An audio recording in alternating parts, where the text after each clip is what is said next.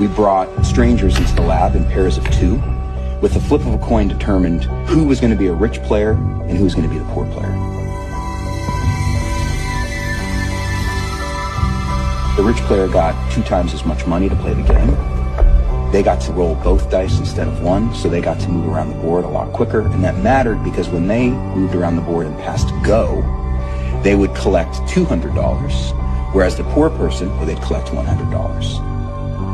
And the inequality's almost immediately apparent to the players. How couldn't it be? But within a couple of minutes, dynamics start to crystallize. How many 500s did you have? Just 1. Are you serious? Yeah. I have 3. And the rich player started to behave a little differently. Rich players become more dominant. Rich players eat more pretzels.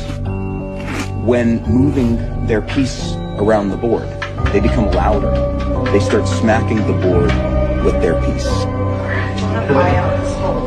And the rich players were significantly ruder. You don't have enough money. They were far more likely to showcase and talk about how well they're doing and to belittle the plight of those poor players. So they became less compassionate. I don't like it. And these are patterns that we're observing consistently over hundreds of different individuals. You don't run out of money, so You see people who are winning because of the flip of a coin start to act as if they actually deserve to win. It's like I need some confessions. One of the questions we ask is, why did you win the game? And you can imagine that rich players would say, well, I won the game because of that flip of the coin. I had 2 times the advantage.